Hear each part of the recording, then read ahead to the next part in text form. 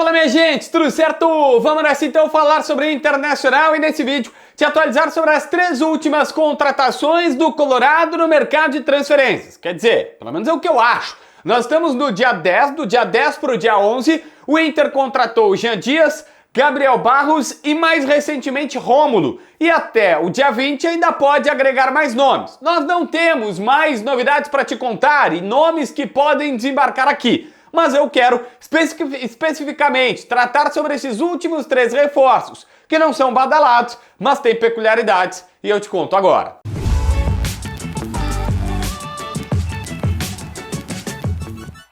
Gente, vamos lá. Primeira questão sobre Jean Dias, atacante, 32 anos, que jogou o último Campeonato Gaúcho pelo Caxias. O Inter acaba de anunciar ele, já é oficial, está no site, está anunciado. Um detalhe importante é, o contrato é curto, somente até dezembro de 2023. O Inter faz uma aposta de um jogador que estava no Gauchão. Para isso, paga 300 mil reais ao Caxias, é o valor da multa. E o Internacional está depositando a multa para contratar o jogador. Vamos lá, que 300 mil, para a realidade do Inter, não é nada difícil de pagar. É só ir lá e fazer o Pix para os caras depositar na conta do Caxias. Aí teve uma história que vazou do próprio Inter, tá? Que existia uma dívida de mais de 10 anos do Caxias com o Internacional por conta dos refletores do Beira-Rio. Quando em 2013, 2014 o Inter jogou lá, porque o Beira-Rio estava em reforma, o Inter tirou os refletores e colocou lá no Centenário para melhorar a iluminação e teria ficado para eles, eles tinham que ressarcir essa história e nunca teriam ressarcido. Bom, o Caxias nega essa informação de que não existe dívida alguma com o Internacional e o Inter chegou a cogitar botar esses refletores. Não sei, nunca tinha ouvido falar nessa história. O fato é que não foi pelos refletores e sim pelo pagamento dos 300 mil.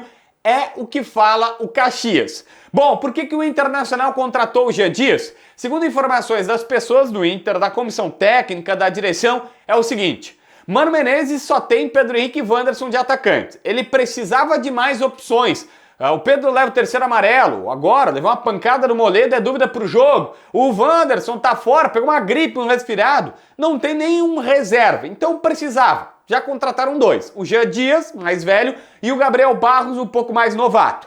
Jean Dias, simples, bem feito. Ele não faz nenhuma jogada genial, mas é um cara que faz o simples e esse simples dele é bem feito e por isso está contratado. É um cara que dá volume de jogo porque ele está sempre participando das ações e acerta 90% do que faz. Então tem uma taxa de acerto muito alta, por isso foi contratado. Então essas são as explicações.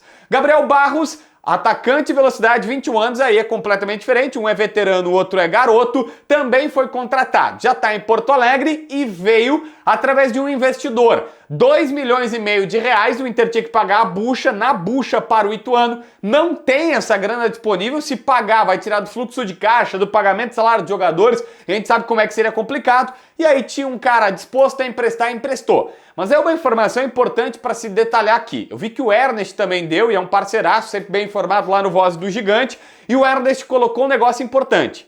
O Inter não está trabalhando com investidores em geral. É um caso bem pontual. O Inter queria o jogador, o Mano estava insistindo nele, o jogador estava doido para sair, porque viu o seguinte, olha, ou eu saio agora, ou eu não consigo mais sair, e aí eles tinham alguém pelo lado do atleta que estava disposto a ajudar e foi lá e pagou essa grana para os caras e o Inter vai devolver para esse investidor. Então usou as duas pontas, tá? Não é um sonda, um investidor colorado, alguém para ajudar o Inter. É muito mais para ajudar o jogador a sair do Ituano e seguir sua carreira do que qualquer outra coisa. Então é um fato muito pontual. O Inter não conseguiu um Celso Rigo ou um novo Delcir Sonda. Sonda que, aliás, está muito mais focado nas suas empresas. Ele teve um problema pessoal, seu irmão acabou falecendo recentemente, eram os dois, e hoje é só o Sonda, e o Sonda está tocando toda a sua empresa, que é gigantesca, de supermercados em São Paulo. Então ele está muito mais focado nisso do que no futebol, por isso, não está podendo ajudar tanto o Internacional. Rômulo, volante, 23 anos, primeiro homem de meio campo, destaque do Atlético. Atlético, é uma SAF, um clube empresa lá de Minas Gerais, semifinalista do Campeonato Mineiro. 23 anos, 1,82 m e é o primeiro volante marcador. Eu trouxe aqui A informação é o seguinte, olha, as referências que eu tenho dele não são boas. 2 em Caxias, 2 em Belo Horizonte, um até diz que gosta dele, os outros todos disseram, cara, não é volante pro Internacional.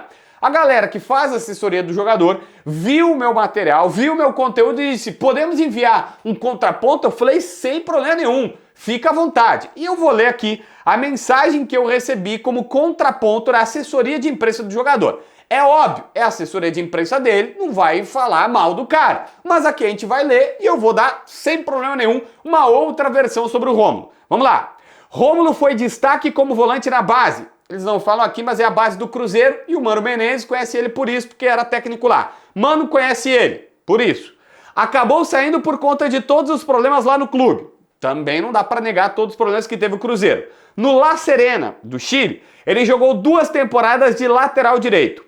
Jair Ventura chamou ele para ser volante no Ju, mas ele precisava de um processo de readaptação à posição e acabou ganhando poucas oportunidades lá no Juventude. Então, essa é a explicação primeira. Como volante no Atlético, voltou a jogar bem. Foi um dos principais jogadores do Campeonato Mineiro. Então vamos lá. Primeira questão, primeira situação. Ele era destaque da base do Cruzeiro, saiu porque o Cruzeiro estava uma bagunça, mas o Mano sabe que ele é bom jogador e por isso indicou para o Internacional. A outra, foi se profissionalizar no Chile. Lá se profissionalizou como lateral direito. Quando, depois de jogar 2 temporadas, veio para o Juventude a pedido do Jair Ventura para voltar a ser primeiro volante, porque o Jair, de alguma maneira, conhecia ele aqui do futebol brasileiro. Ele teve dificuldades na readaptação e por isso jogou pouco lá no time mineiro, ou no time da Serra, aqui de Caxias.